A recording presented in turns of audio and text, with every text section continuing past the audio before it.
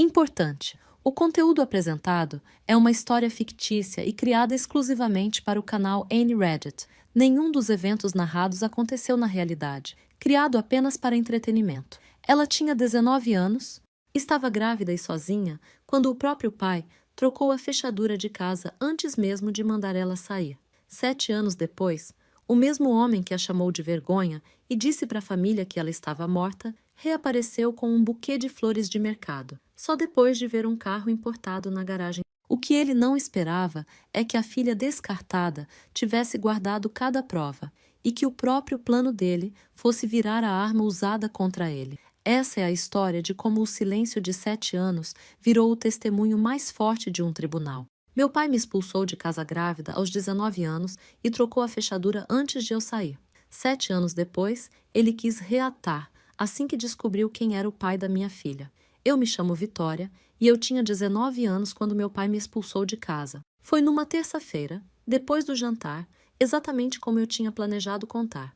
Esperei ele terminar o cafezinho, esperei aquele momento em que ele ficava mais calmo, sentado na poltrona de couro do escritório revisando as contas do mês. Falei que estava grávida, falei que ia ficar com o bebê. Ele não gritou. Isso é a parte que ainda hoje, 7 anos depois, me acorda de madrugada com o coração disparado. Ele pousou a xícara devagar, olhou para mim como quem olha para uma estranha que invadiu a casa e perguntou quem era o pai. Eu disse a verdade. Um rapaz que eu tinha conhecido numa festa de calouros na faculdade, um cara que dizia se chamar Rafael e que estava de intercâmbio, vindo de algum lugar da Europa que eu nem sabia pronunciar direito. Uma noite só. Eu nem tinha o sobrenome dele. Meu pai levantou, foi até a cozinha, voltou com uma calma que doía mais do que gritaria. Disse que eu tinha 2 horas. Disse a palavra vergonha 2 vezes, devagar, como se estivesse saboreando. Disse que minha mãe teria vergonha de mim. E isso foi o golpe mais cruel que ele podia ter dado, porque ele sabia, no fundo, que minha mãe teria me abraçado. Ela morreu quando eu tinha 13 anos, um câncer rápido que levou ela embora num verão inteiro de hospital, e depois disso meu pai transformou o luto em controle. Virou uma pessoa que ia à igreja 2 vezes por semana e tratava nossa casa como se fosse uma reputação a ser defendida. Ele me viu chorar, me viu fazer as malas e não moveu um dedo para ajudar. Quando desci as escadas, com 2 sacolas de lixo cheias de roupa, o chaveiro já estava esperando na garagem. Ele tinha ligado para o homem antes mesmo de me mandar sair. Esse detalhe eu carreguei comigo por anos. O quanto aquilo tinha sido planejado. O quanto ele já tinha decidido meu destino antes de me dar qualquer chance de explicação. Dormi 2 noites no meu carro, um Gol velho que estava no meu nome, porque ele tinha comprado usado e colocado em mim só pelo desconto do seguro. Foi a única coisa que ele não conseguiu tirar de mim. No 3º dia, uma assistente social de um posto de saúde me ajudou a conseguir vaga num abrigo para mulheres, e aquilo virou minha casa para o resto da gravidez. Na ficha de entrada tinha uma caixinha lá em cima. Jovem em situação de abandono familiar. A voluntária parou a caneta em cima daquela caixa e perguntou, com uma delicadeza que eu nunca esqueci, se não tinha mesmo ninguém. Eu disse que não. Ela marcou a caixa. Entrei em trabalho de parto numa noite de junho, com aquele friozinho seco que só faz em Minas. Fui de ônibus para o hospital público com uma mala que eu tinha arrumado semanas antes. E tive minha filha sozinha, numa sala com uma enfermeira chamada Conceição, que segurou minha mão porque não tinha mais ninguém para segurar. Botaram no meu prontuário, sem acompanhante, sem contato de emergência. Quando coloquei minha filha no peito, fiz uma promessa naquele quarto frio e claro. Eu nunca, jamais, faria ela se sentir como eu me senti naquele momento. Um problema que alguém resolveu se livrando dele. Chamei ela de Manuela. Os 5 anos seguintes foram um tipo de inferno que eu não sabia que existia até viver nele. Trabalhei de garçonete num boteco perto da rodoviária, onde os clientes seguravam meu braço para deixar 2 moedas de gorjeta. Morei num kitnet com mofo subindo pela parede do banheiro, que eu esfregava com água sanitária toda semana e que sempre voltava. Baratas saíam do ralo à noite e eu aprendi a conviver com elas como se aprende a conviver com o clima. Manuela dormia numa gaveta de cômoda forrada com toalha dobrada porque eu não tinha dinheiro para berço. Meu pai morava a 20 minutos dali, numa casa de condomínio fechado com jardineiro toda quinta-feira. Ele nunca ligou, nunca apareceu. Contou para a família inteira que eu tinha surtado e ido morar não sei aonde. Meu irmão Bernardo, 3 anos mais novo que eu, ainda morava com ele. Ainda dependia dele para a faculdade. mas se arriscava. Me encontrava escondido em praças, trazia roupa de brechó para o tamanho que ele achava que Manuela tinha. Me passava R$ 50 quando dava. Chorou a primeira vez que segurou a sobrinha no colo. Um menino de 17 anos ajoelhado num banco de praça porque aquele era o único lugar seguro que a gente tinha. Fui construindo, tijolo por tijolo. Terminei o supletivo estudando no Wi-Fi da lanchonete enquanto Manuela dormia no carrinho ao lado. Comecei a faculdade à distância quando ela fez 3 anos, administração, porque eu tinha aprendido que a única coisa entre mim e a fome era um número numa lata de café escondida embaixo da pia. Consegui um emprego melhor num restaurante de verdade com toalha de mesa e um patrão, seu Osvaldo, que não deixava cliente colocar a mão em cima de funcionária. Mudamos para um apartamento com quarto de verdade. Manuela era, e eu digo isso não só como mãe, mas como fato, uma criança extraordinária. Lia cedo, fazia conta de cabeça no mercado antes que eu terminasse de somar. Ria alto de um jeito que virava a cabeça de todo mundo no restaurante. E foi há um mês, numa tarde qualquer de terça, que um homem entrou no restaurante e sentou na minha seção. Casaco caro, daquele tipo de riqueza discreta que não precisa gritar. Um sotaque que eu não consegui identificar de cara. Ficou olhando para mim, não do jeito dos clientes folgados, mas como quem está tentando resolver uma conta. Quando fui anotar o pedido, a mão dele tremia levemente segurando o cardápio. Perguntou por fim se eu tinha estudado na Universidade Federal há 7 anos, na semana de recepção de calouros. Meu coração parou. Era o Rafael, só que o homem sentado ali não era um garoto de intercâmbio recitando poesia bêbado num gramado de república. Ele disse se chamar Rafael Lindqvist, filho de uma família que era dona de uma das maiores empresas de energia e logística marítima da Suécia, uma fortuna mais antiga do que qualquer coisa que eu conseguisse imaginar. Tinha vindo aos 18 anos para passar um semestre como aluno comum, sob um nome mais simples, porque não queria por uns meses da vida ser tratado como herdeiro de coisa nenhuma. E tinha passado aquela noite com uma garota que discutiu política brasileira bêbada com ele e riu da gramática torta dele em português.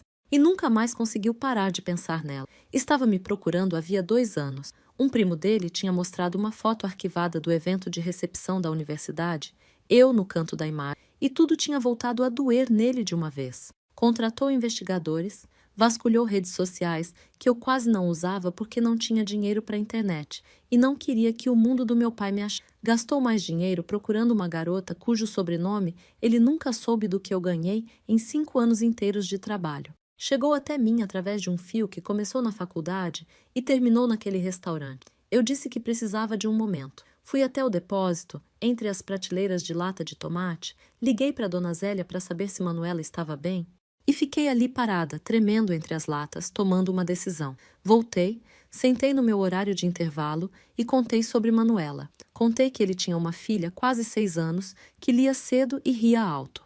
E vi um homem adulto desmoronar no meio do salão do restaurante às 4 da tarde, o rosto nas mãos, os ombros tremendo, enquanto os garçons fingiam não olhar. Dentro de uma semana, em termos que eu ditei, tudo começou a mudar de um jeito que eu tinha parado de me permitir sonhar. Ele montou um fundo para Manuela, que eu podia acompanhar, mas não tocar, protegido de qualquer mão, inclusive a dele.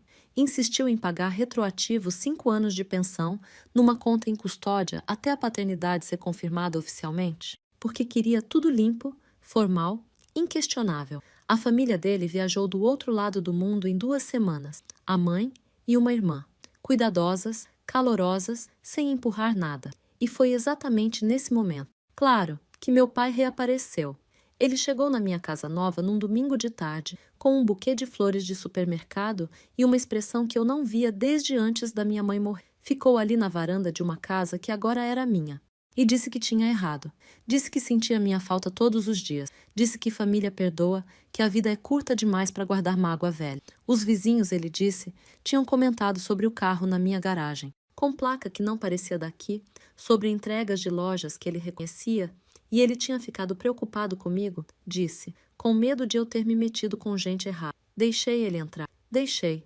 Quero ser honesta que uma parte pequena e faminta de mim, que passou 7 anos esperando ele aparecer numa varanda e dizer que estava errado, quis deixar por isso mesmo. E também porque eu já desconfiava exatamente do que aquilo era e queria ver acontecer com meus próprios olhos. Ele sentou no meu sofá novo, falou sobre segunda chance, sobre como eu era jovem, sobre amor de pai ser um amor difícil, sobre como ele estava de luto pela minha mãe e não por mim naqueles anos. E então, ele viu a foto na estante. Manuela com a avó e a tia suecas numa suíte de hotel no centro, o fundo inconfundível de dinheiro, e viu o rosto dele mudar por completo. Viu o luto escorrer para fora e alguma coisa mais faminta tomar o lugar atrás dos olhos. Pegou a moldura. Perguntou com uma voz cuidadosa demais quem exatamente era o pai da Manuela. Ele já sabia a resposta, isso ficou claro, porque a próxima coisa que ele disse não foi mais pergunta. Falou o sobrenome Lindqvist como quem prova um gosto que decidiu que queria. Disse que a gente devia planejar o aniversário de 6 anos da Manuela juntos, que sempre quis conhecer a Escandinávia, que os fiordes deviam estar lindos nessa época do ano. E foi bem nesse instante que Rafael entrou vindo da cozinha, onde tinha ficado o tempo todo buscando um copo d'água para Manuela, ouvindo cada palavra. Meu pai estendeu a mão para Rafael com aquela cordialidade ensaiada de quem já apertou 1000 mãos em jantar de empresário, já chamando ele de genro, já se derretendo sobre a neta linda e a bênção daquela reconciliação. Rafael olhou para a mão estendida como quem olha para alguma coisa que achou na sola do sapato. Não apertou. Disse bem baixo: "O senhor é o homem que trancou a filha grávida para fora de casa." Não era pergunta. A mão do meu pai caiu. Ele começou o discurso que eu já tinha ouvido de segunda mão durante anos. O do amor difícil, o de que às vezes um pai precisa ser duro para o bem do filho. Rafael deixou ele falar até secar, e então tirou o celular do bolso. Não levantou a voz uma única vez. Essa era a coisa sobre Rafael que eu só estava começando a entender. Poder de verdade não precisa de volume. Virou a tela para o meu pai e disse: "Essa é a ficha de entrada do abrigo onde sua filha passou a segunda metade da gravidez. Tem uma caixinha aqui em cima. Jovem em situação de abandono familiar." Alguém marcou. O rosto do meu pai ficou da cor de papel velho. Rafael deslizou o dedo na tela. "Esse é o registro do hospital público da noite em que sua neta nasceu. Sua filha está listada como indigente, sem contato de emergência, sem pai indicado. Ela pariu sozinha." Deslizou de novo. "Esse é o processo do serviço social de quando ela pediu abrigo emergencial grávida de 8 meses. Quer que eu continue?" Meu pai abriu a boca. Rafael continuou, a voz nunca subindo, passando por um dossiê de 2 anos que os investigadores tinham montado enquanto me procuravam. 2 anos de documentação que contava a história inteira naquela linguagem fria de instituição. O boteco onde eu tinha trabalhado, o cadastro do Bolsa Família, o endereço do prédio com... Meu pai tentou, numa voz pequena e trêmula, dizer que não sabia que estava tão ruim assim, que achava que eu ia me virar, que estava de luto. Rafael olhou para ele por um longo momento e disse: "O senhor mora a 20 minutos daqui." Trocou a fechadura antes de mandar ela sair. Ligou para o chaveiro primeiro. Eu tinha contado esse detalhe para Rafael no restaurante. O chaveiro já esperando na garagem, e ele tinha guardado aquilo. E agora colocava na frente do meu pai como a prova final que era. Fiquei parada na porta entre a sala e a cozinha, uma mão na moldura, vendo o rosto do meu pai passar por cada desculpa que ele carregava havia 7 anos, vendo todas falharem uma por uma. Ele se virou para mim então, meu pai, e estendeu as 2 mãos tremendo, e disse que tinha cometido um erro terrível, que pensava em mim todos os dias, que tinha ficado com tanto medo e tanto orgulho e tão errado. E a verdade é que eu quase senti. 7 anos de um bicho faminto dentro do peito se levantou ao som daquelas palavras. Mas então olhei para as flores baratas que ele tinha deixado na minha bancada e lembrei que ele só tinha vindo na minha varanda depois que os vizinhos comentaram sobre o carro. E dei um passo para trás antes que ele pudesse me tocar. Disse para ele que precisava ir embora. Minha voz saiu mais firme do que eu esperava, firme de um jeito que surpreendeu nós dois. Rafael se moveu para o meu lado sem dizer nada. Não na minha frente, ao meu lado. E essa diferença importava. Meu pai ficou parado no meio da minha sala, olhando entre nós dois como se não conseguisse entender como a conta tinha fechado daquele jeito, como a filha desonrada tinha terminado com a casa e a proteção e a vantagem. Perguntou se dava pra gente só conversar, se eu podia dar uma chance de verdade para ele explicar. Fui até a porta e abri. Segurei aberta e não deixei minha mão tremer na maçaneta, mesmo com o coração batendo tão forte que eu tinha certeza que os dois conseguiam ouvir. Ele juntou as flores, os cravos baratos tingidos, e passou por mim com a cabeça baixa. Mas na porta ele parou. Olhou para mim e alguma coisa mudou atrás dos olhos dele. A coisa mole e avoenga sumiu por completo. E no lugar veio o homem frio e calculista que tinha ligado para o chaveiro antes de me chamar de filha. E disse, numa voz baixa e igual: "Eu sou avô dela. Isso conta para alguma coisa. Existe lei." Depois foi até o carro e foi embora. Fechei a porta e encostei as costas nela, escorregando até sentar no chão da casa que era minha. E Rafael se agachou na minha frente sem tocar, só presente, até minha respiração voltar ao normal. Eu já sabia, ali sentada no chão, que aquela frase sobre lei não tinha sido ameaça vazia de velho. Meu pai não fazia ameaça, ele fazia plano. Tinha planejado meu exílio até o chaveiro, e eu entendi, com uma certeza fria que se instalou no meu estômago e ficou lá por semanas, que ele tinha acabado de me contar seu próximo plano em voz alta e que o pedido de desculpa mole tinha sido só a primeira jogada. Depois de checar que Manuela ainda estava lá em cima no quarto, feliz e alheia, organizando os adesivos no chão com o copo d'água do lado, Rafael e eu sentamos na mesa da cozinha, e ele pediu desculpa por ter feito aquilo do jeito que fez, sem me avisar antes. Disse que quando contratou os investigadores para me achar, eles tinham montado tudo por precaução, o rastro documental inteiro do que eu tinha sobrevivido. E ele tinha guardado achando que um dia eu poderia precisar de prova, nunca imaginando que ia usar daquele jeito. Disse que sentia muito não ter me perguntado antes, que tinha visto o rosto do meu pai mudar quando ele pegou a moldura e não conseguiu ficar na cozinha só ouvindo. Eu disse que estava tudo bem. Disse que era mais que tudo bem. Que ninguém nunca tinha ficado entre mim e aquele homem antes, que por 7 anos eu tinha ficado sozinha em toda porta e ter alguém ao meu lado numa delas era uma coisa para a qual eu ainda não tinha palavra. Conversamos sobre o que vinha a seguir tomando um chá que esfriou nas nossas mãos. Eu esperava que ele quisesse pressa, começar já a falar de visitas e da família na Suécia. Em vez disso, ele me surpreendeu.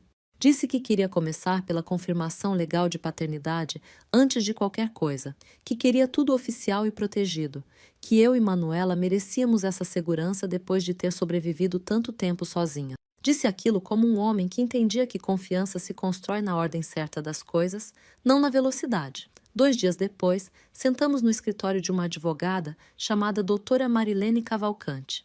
No centro da cidade, daqueles escritórios com carpete grosso que engole o som e diplomas emoldurados cobrindo cada parede. Ela era mais velha do que eu esperava, uns 60 anos talvez, óculos de leitura pendurados numa correntinha, e o jeito tranquilo de quem já viu toda forma possível de família se despedaçar e não se surpreende mais com nenhuma. Explicou, antes de qualquer coisa, que Rafael tinha contratado ela especificamente para representar meus interesses. E só os meus, não os dele, e que mesmo ele pagando os honorários, ela trabalhava para que se meus interesses e os dele algum dia divergissem, ela estaria do meu lado da mesa, ponto final. Fez Rafael confirmar isso em voz alta, na minha frente, que ele entendia e concordava. Ele confirmou sem hesitar, e alguma coisa no meu peito relaxou um pouco. Era estranho e quase perigoso ter uma advogada que respondia só a mim depois de 7 anos, sendo a pessoa a quem ninguém respondia. A doutora Marilene explicou o processo para um teste de DNA com validade judicial, com toda a cadeia de custódia documentada, do tipo que aguenta qualquer contestação. Fez perguntas detalhadas sobre o que eu queria proteger e o que mais me apavorava, anotando num bloco amarelo com letra pequena e precisa. Quando contei sobre a frase de despedida do meu pai, aquela sobre ser avô e existir lei, ela pousou a caneta e olhou para mim por cima dos óculos e disse que era bom que ele tivesse falado aquilo onde eu pudesse ouvir. Disse que a ação de regulamentação de convivência de avós era estreita na nossa legislação, que precisava de vínculo afetivo já existente ou prova de que negar contato causaria dano real à criança, e meu pai não tinha nenhum dos dois. Mas que um homem determinado e com dinheiro ainda podia entrar com o pedido só por rancor, e que enfrentar mesmo um pedido infundado custava caro e meses de desgaste. Disse que a forma de vencer um homem assim era construir um registro tão limpo e tão completo que um juiz olhasse uma vez e já resolvesse. E começou a construir ali mesmo. Fez Rafael concordar em colocar os 7 anos de pensão retroativa numa conta em custódia que só liberaria depois da confirmação oficial do exame, nada passando de mão em mão por acordo verbal. A casa que ele tinha comprado já estava no meu nome, mas ela acrescentou proteções por escrito para que, independente do que acontecesse entre Rafael e eu, a casa fosse minha e não pudesse ser reclamada de volta. Sentei naquela mesa de reunião, vendo uma estranha construir muros ao redor de mim e da minha filha, página atrás de página, e assinei onde ela apontava, a mão travando no fim, grata por cada cláusula que ficava entre a gente e a incerteza que eu tinha vivido por 7 anos. Quando terminamos, meu celular vibrou na mesa. Era o Bernardo. A mensagem dizia: "Pai tá ligando para todo mundo, falando que você tá afastando a neta dele por maldade, que você ficou rica e virou cruel, que ele tá de coração partido." O medo antigo veio primeiro, aquele medo de isolamento, de corte e solidão que definiu metade da minha vida adulta. Depois lembrei que a maioria daqueles parentes tinha acreditado, por 7 anos, que eu tinha surtado e sumido, e nunca uma vez ligou para ver se eu estava viva. Respondi para o Bernardo para não entrar em conflito, não se meter no meio, que eu tinha a advogada agora e um plano, e que ele devia manter a cabeça baixa como sempre fez. Ele respondeu com uma palavra só: "Ok." E depois, 1 minuto depois, outra mensagem: "Ele tá diferente dessa vez. Cuidado, tô com medo do que ele pode fazer." Sentei no escritório da doutora Marilene com aquela mensagem brilhando na tela rachada e acreditei completamente no meu irmão, porque Bernardo tinha passado a vida inteira estudando o humor do nosso pai, do jeito que marinheiro estuda tempo. E se Bernardo estava com medo, uma tempestade estava vindo. Naquela noite, depois do escritório da advogada e do aviso do Bernardo, sentei com Manuela na beirada da cama dela, a raposinha de pelúcia debaixo do braço, e tentei achar o tamanho certo de verdade para uma menina de quase 6 anos. Contei que um amigo de longe, de um país chamado Suécia, do outro lado do oceano, queria conhecer ela, alguém que eu conhecia de muito tempo atrás, antes dela nascer. Ela olhou para mim com aqueles olhos sérios que ela fazia quando estava resolvendo alguma coisa por dentro e perguntou se ele era legal. Falei que a gente ia descobrir juntas, devagar, sem pressa nenhuma. Não usei a palavra pai, porque nada estava confirmado ainda e eu não ia colocar uma palavra tão grande na boca da minha filha para depois ter que tirar. Ela perguntou se o amigo gostava dos mesmos desenhos que ela. Falei que não sabia, mas que ela mesma podia perguntar e decidir sozinha o que sentia, que os sentimentos dela eram dela e ninguém ia dizer o que ela devia sentir. Ela balançou a cabeça como quem aceita um trato justo e voltou a organizar as raposinhas por tamanho. E fiquei ali mais um tempo só olhando, essa pessoa pequena que eu tinha mantido viva a arroz e força de vontade, prestes a ter o mundo inteiro rearranjado, e prometi de novo para mim mesma que ia deixar ela ditar o ritmo de cada passo. No fim daquela primeira semana, nos encontramos numa praça pública num sábado de sol, daquelas com brinquedo novo e piso emborrachado. Rafael chegou cedo e chegou simples, sem presente nenhum, sem comitiva, sem exagero, só uma bola de futebol debaixo do braço e um nervosismo que ele não conseguia esconder direito. Agachou na altura da Manuela, reparei nisso e guardei como ponto a favor dele. E perguntou qual era a cor favorita dela e se ela gostava de parque. Ela ficou meio escondida atrás da minha perna, tímida, mas curiosa o bastante para responder que gostava de verde. Verde escuro, do fundo da mata. E que sim, gostava mais do balanço. Fiquei perto enquanto os dois chutavam a bola de um lado para o outro na grama. Rafael mantendo os movimentos suaves e devagar, a voz calma. Depois de uns minutos, Manuela parou a bola com o pé e virou a cabeça para ele e perguntou por que ele falava engraçado. Prendi a respiração, mas Rafael riu, um som quente vindo do peito, e disse que era da Suécia, onde as pessoas falam outra língua e o português sai com um formato diferente na boca. Ela quis saber se lá tinha McDonald's. Ele disse que sim, mas o cardápio era escrito em sueco, então as palavras pareciam um código secreto. E ela achou aquilo a coisa mais interessante que já tinha ouvido e fez ele tentar falar batata frita em sueco. O que ele fez? E ela riu tanto que teve que sentar na grama. Vi ele manter tudo honesto e pequeno. Não prometeu viagem, nem brinquedo, nem castelo em nenhum fiord. Respondeu às perguntas dela como se ela fosse uma pessoa inteira de verdade, cujos pensamentos importavam, e deixou ela se aproximar no tempo dela sem nunca puxar. No fim da hora, a guarda dela já tinha baixado o suficiente para mostrar para ele quão alto conseguia balançar, embora ainda olhasse para trás de vez em quando para confirmar que eu não tinha saído do banco, e eu nunca saí. No caminho de casa, ela ficou quieta. Depois falou do nada. O amigo da Suécia é bom de futebol, mas ruim de falar batata frita. Ri e disse que parecia certo. E aquele foi o relatório inteiro. 2 dias depois, meu pai deixou uma mensagem de voz. Ouvi 2 vezes antes de apagar. Disse, numa voz entre magoada e magnânima, que me perdoava. Me perdoava por afastar a neta dele todos esses anos. Por deixar o luto da minha mãe apodrecer naquele afastamento. Por eu ser tão teimosa. Disse que estava pronto para seguir em frente como família. Pelo bem da Manuela, que uma menininha merece o avô. Fiquei na bancada da cozinha passando manteiga de amendoim no pão do jeito que Manuela gostava, de ponta a ponta sem falha, e senti a raiva subir primeiro. Quente e rápida, a cara de pau daquele homem me perdoando por ter sobrevivido ao que ele fez comigo. E depois, embaixo da raiva, só cansaço. Aquele cansaço fundo, de osso, que vem de lidar com alguém que já decidiu sua própria versão dos fatos e vai defender ela até o fim. Ele já tinha reescrito tudo. Na versão dele, eu tinha afastado ele da Manuela.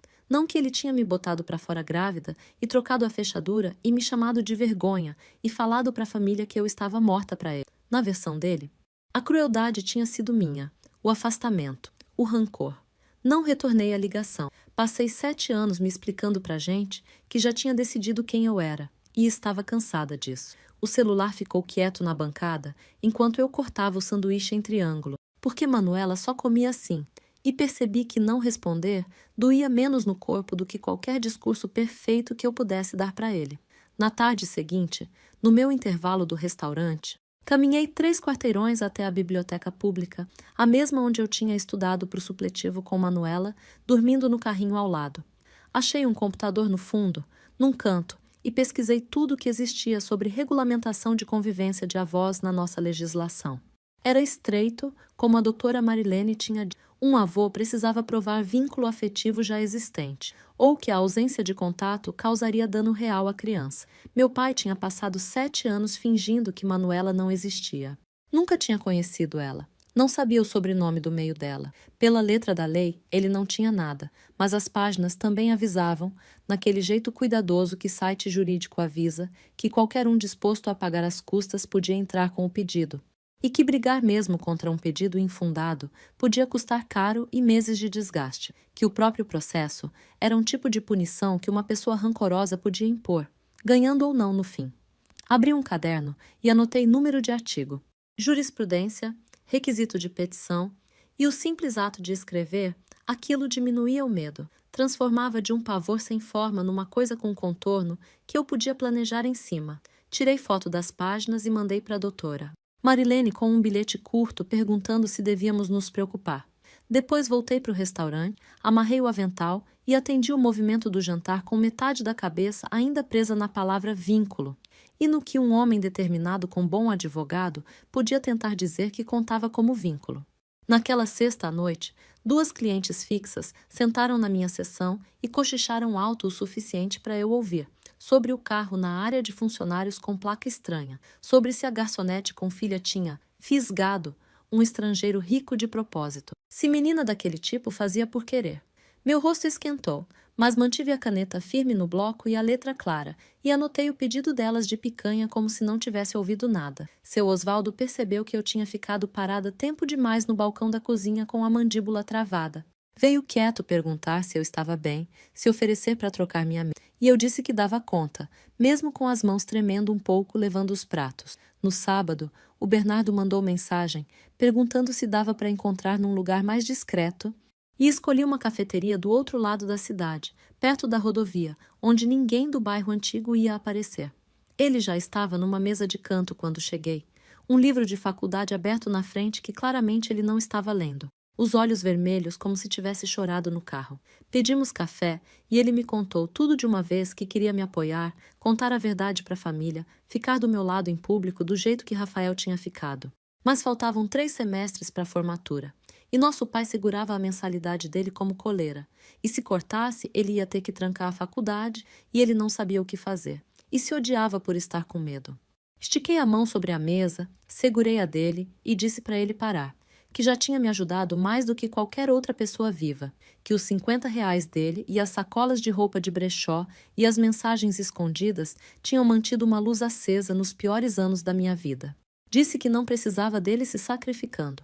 Disse para terminar a faculdade, se firmar sozinho, se libertar daquele homem no próprio ritmo dele, e que nada que ele fizesse ou deixasse de fazer ia mudar o fato de que ele foi o único que apareceu por mim. Choramos os dois baixinho, secando rápido para ninguém reparar. Dois irmãos adultos escondendo o rosto numa cafeteria porque o homem que nos criou tinha transformado até o amor entre nós em algo que precisava ser contrabandeado. No dia seguinte, deixei Manuela na escolinha e fui para o restaurante para o turno da manhã.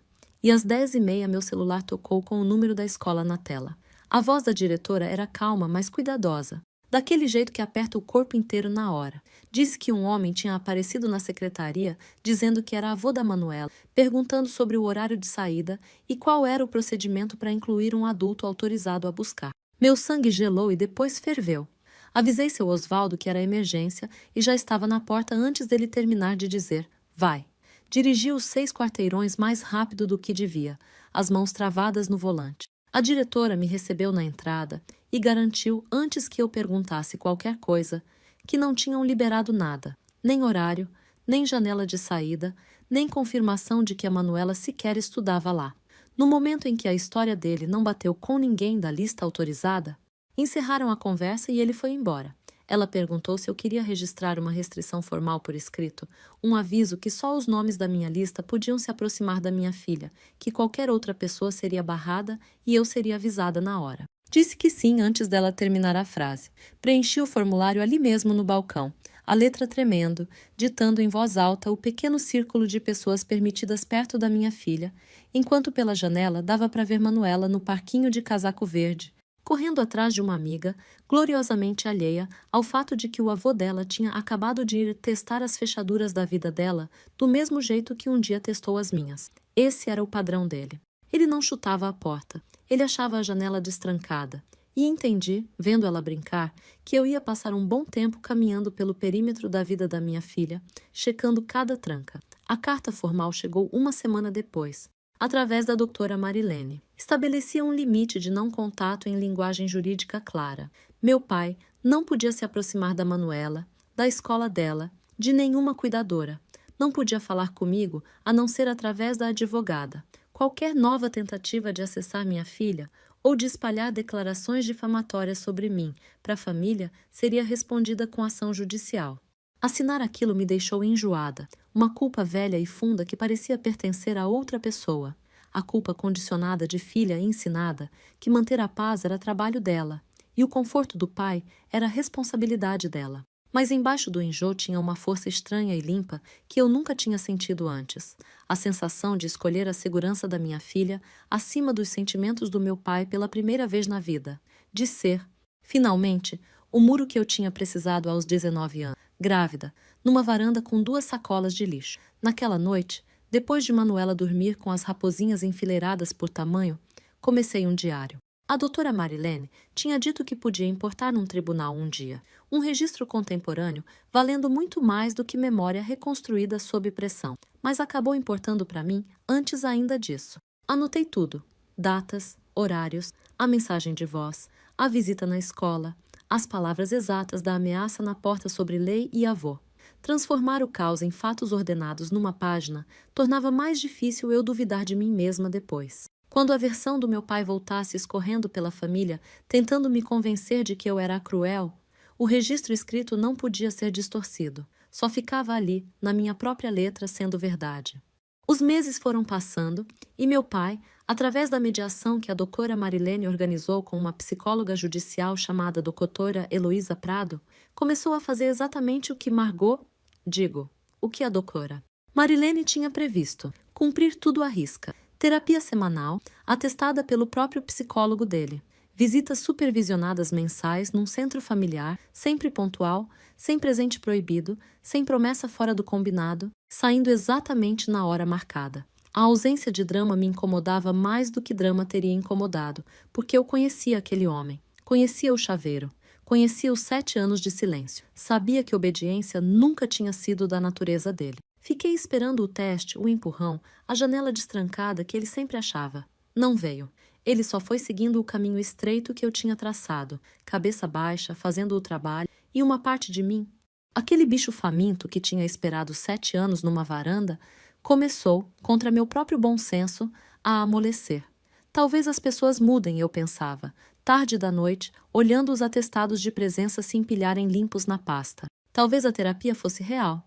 A doutora Marilene não amoleceu. Quando contei como estava indo bem, ela ouviu e disse no jeito tranquilo dela: mantenha o dossiê atualizado assim mesmo. Perguntei por quê.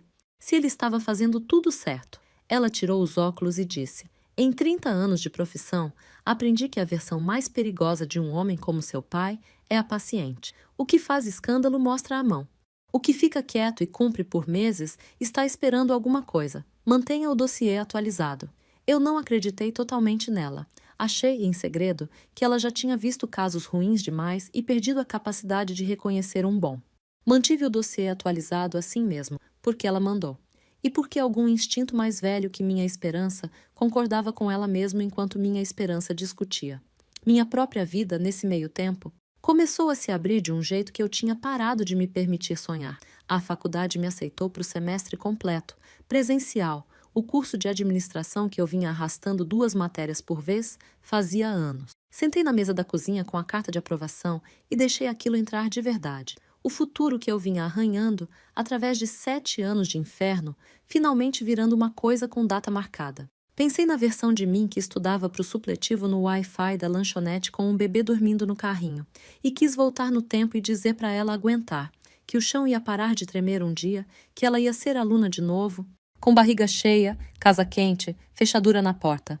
O chão parecia firme debaixo de mim pela primeira vez em 7 anos. E isso, eu entenderia logo, era exatamente o momento que meu pai estava esperando. Porque um homem que planeja a crueldade dele até o chaveiro não ataca quando o alvo está alerta e vigiando. Ele espera até ela baixar a guarda, até ela deixar a esperança entrar, até ela estar de pé no que parece chão firme. E então ele age. A doutora Marilene me ligou numa quinta à tarde e eu já soube pela primeira sílaba da voz dela que o chão tinha sumido.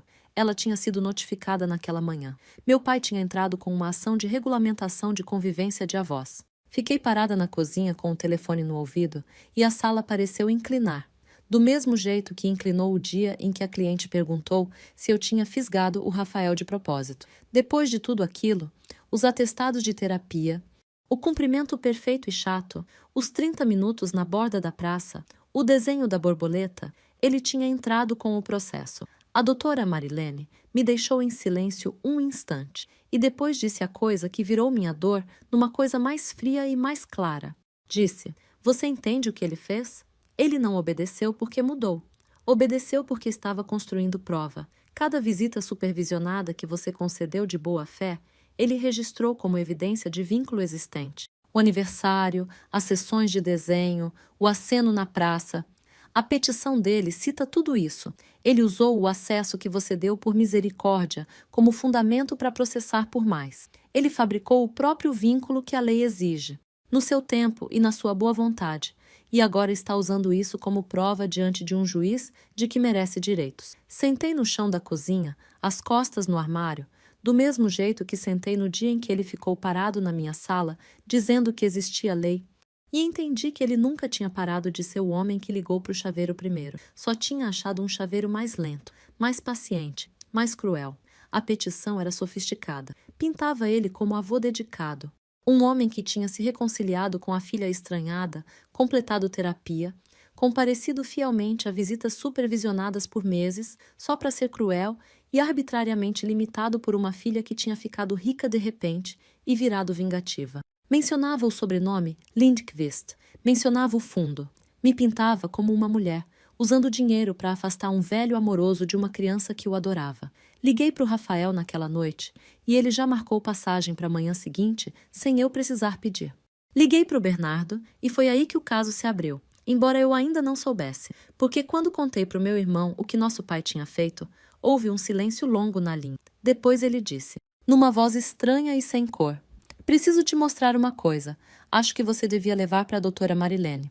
Descobrimos que nosso pai, depois que o Bernardo tinha marcado o limite dele e se recusado a servir de mensageiro, nunca tinha realmente parado de mandar mensagem. Ele tinha assumido, do jeito que homens como ele sempre assumem, que sangue era lealdade, que um limite era só uma fase que o filho ia superar, que Bernardo era, no fundo dele. E assim, ao longo dos meses de cumprimento perfeito, meu pai tinha contado para o Bernardo a verdade do que estava fazendo, por escrito, porque precisava que alguém admirasse a esperteza dele. E não conseguia imaginar que o próprio filho não fosse mais essa pessoa. As mensagens estavam todas lá. Bernardo tinha printado cada uma, do mesmo jeito que tinha printado o álbum do Facebook meses antes, porque meu irmão tinha se tornado, quietamente, o arquivista da verdade da família. Nelas, meu pai explicava o plano inteiro com as próprias palavras. Escrevia que estava jogando um jogo longo, que não se entra numa fortuna como a dos Lindqvist, chutando a porta. Se entra virando o avô que nenhum juiz nega, e isso exige paciência. Escrevia que a terapia era a formalidade a cumprir e as visitas supervisionadas eram o ponto todo, cada hora naquela mesinha, uma hora no registro. Escrevia que uma vez estabelecido o vínculo e concedido o direito, o fundo ia ter que entrar na mesa, porque nenhum juiz mantém um avô longe de uma criança por causa de dinheiro. E dinheiro era a única língua que aquele mundo entendia. Escrevia que sempre quis conhecer a Escandinávia e pretendia, às custas dos Lindqvist, como avô da criança, dentro de poucos anos. Escrevia que eu tinha sido uma menina tola a vida inteira e que isso era o de sempre, que eu tinha vindo a ter algo que não tinha juízo para proteger e ele simplesmente ia, com paciência, tomar o que devia ter sido da família. Ele tinha escrito tudo isso para o filho que ele tinha ameaçado com mensalidade, o filho que tinha usado como correio por anos, nunca imaginando que o menino tinha crescido e virado um homem que amava a irmã mais do que temia o pai. Bernardo mandou os prints para a doutora Marilene naquela mesma noite. Sentei no chão da cozinha e li no meu celular rachado o plano do meu pai e as palavras do meu pai, o roteiro inteiro do chaveiro ali em balões de texto azul, e não chorei. Já tinha chorado o suficiente naquele chão.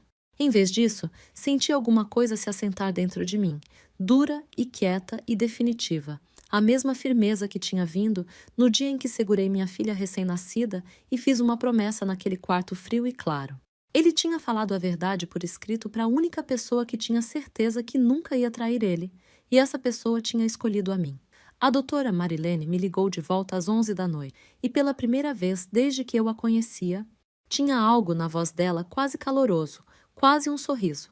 Disse: "Vá dormir." Ele construiu o caso inteiro dele em cima de parecer um avô amoroso, e seu irmão acabou de me entregar a confissão dele de que o amor era estratégia, e a estratégia era o dinheiro.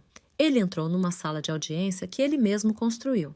Deixa ele entrar. Rafael desembarcou na manhã seguinte e veio direto do aeroporto, e a primeira coisa que fez não foi se enfurecer nem estrategizar, e sim perguntar onde estava a Manuela e se ela sabia de alguma coisa, porque o primeiro instinto dele sempre era ela.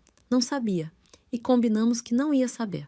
O que acontecesse naquele tribunal ia acontecer inteiramente acima da cabeça dela, no mundo dos adultos e dos documentos, e se desse errado ela nunca ia sentir.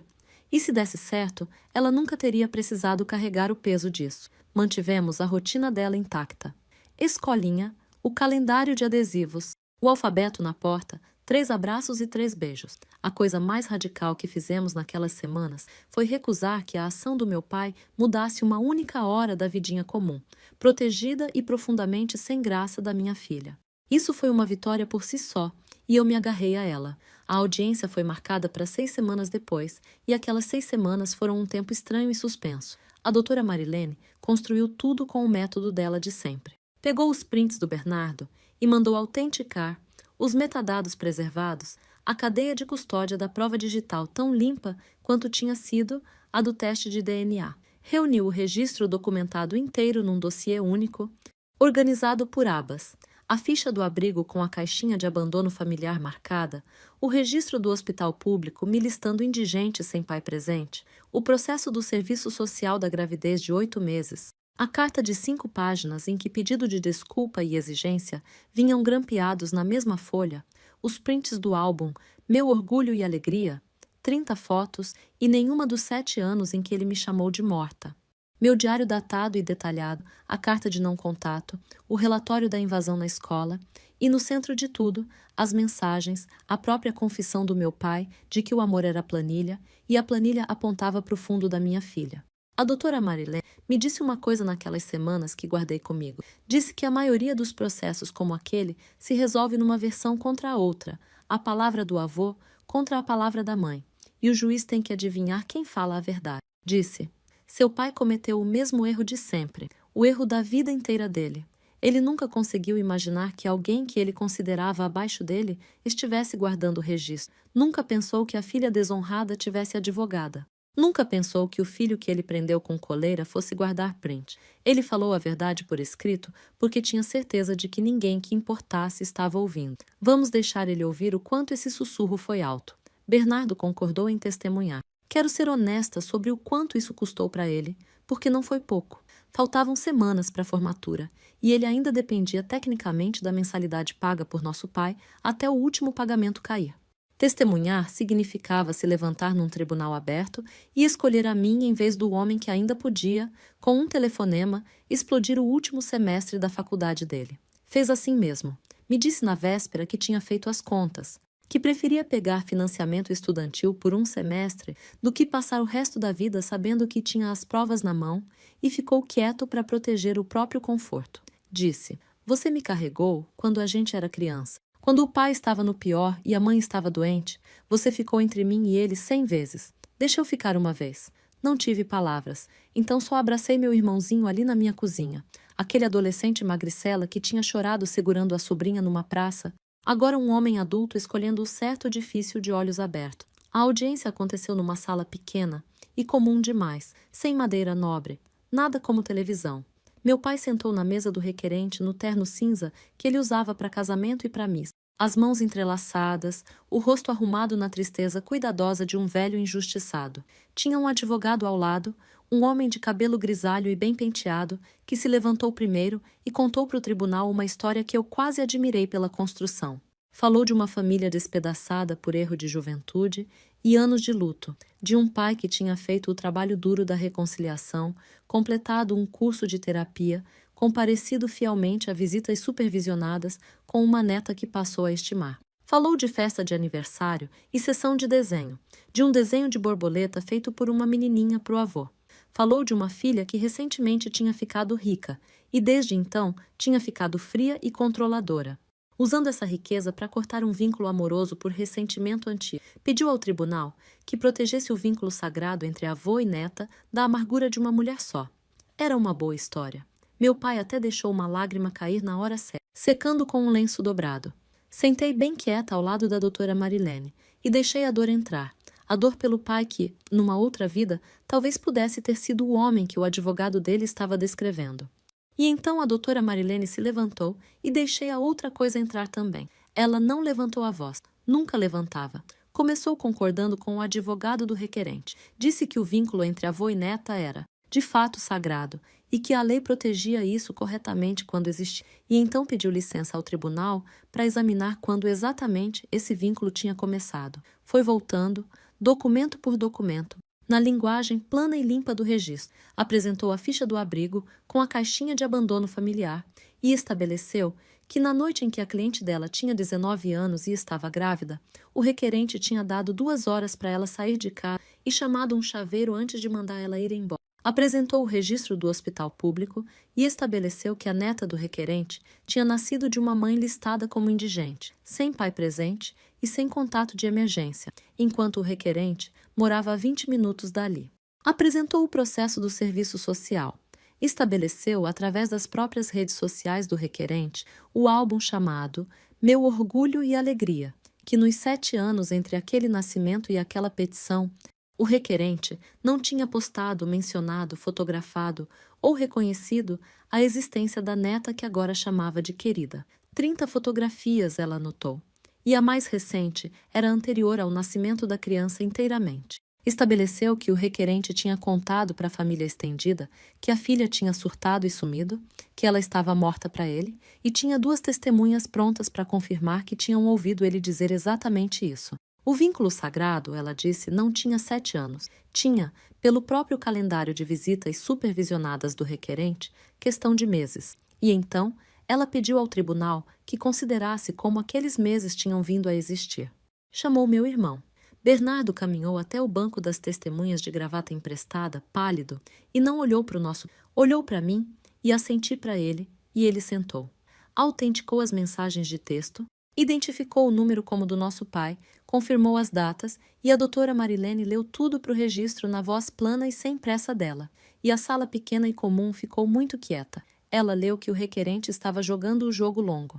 Leu que não se entra numa fortuna como a dos Lindqvist chutando a porta, se entra virando o avô que nenhum juiz nega. Leu que a terapia era a formalidade a cumprir, e as visitas supervisionadas eram o ponto todo. Cada hora naquela mesinha, 1 hora no registro. Leu que, uma vez estabelecido o vínculo e concedido o direito, o fundo ia ter que entrar na mesa, porque nenhum juiz mantém um avô longe de uma criança por causa de dinheiro. Leu que ele sempre quis conhecer a Escandinávia e pretendia ir às custas dos Lindqvist, como avô da criança, dentro de poucos anos. Leu que a filha dele tinha vindo a ter uma coisa que não tinha juízo para proteger.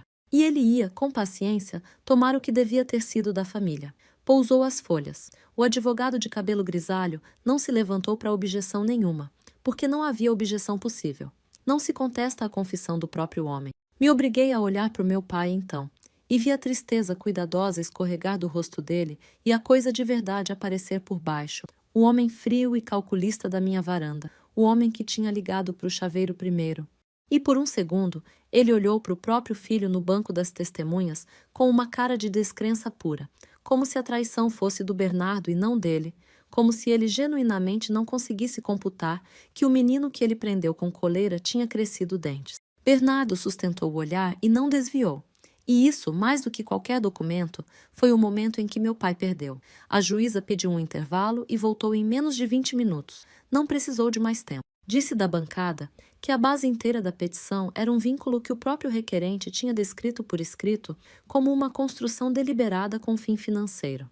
Disse que as visitas supervisionadas, longe de serem prova de afeto, eram prova de estratégia e que conceder direitos com base nisso seria recompensar a manipulação do tribunal e a exploração da boa-fé da requerida. Concluiu que não existia vínculo qualificado anterior à campanha calculada do requerente, que a campanha em si não podia ser usada para fabricar a legitimidade que a lei exigia e que conceder qualquer contato não serviria ao melhor interesse da criança, e sim ao interesse financeiro do requerente, coisa que a lei não foi feita para proteger.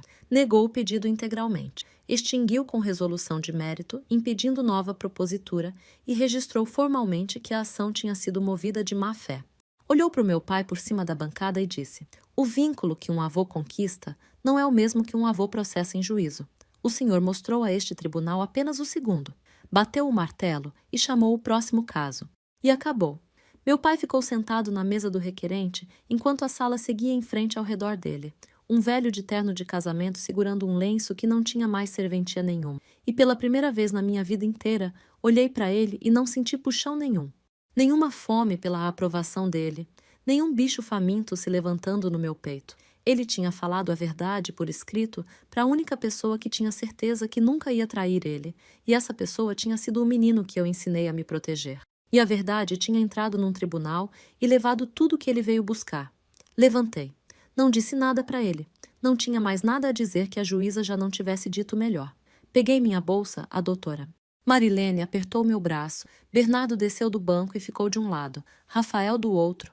Nenhum dos dois na minha frente, os dois ao meu lado. E caminhei passando pela mesa do meu pai em direção à porta. Ele disse meu nome uma vez, baixo, do jeito que disse vergonha. Uma vez, devagar, na cozinha dele 7 anos antes. Não parei.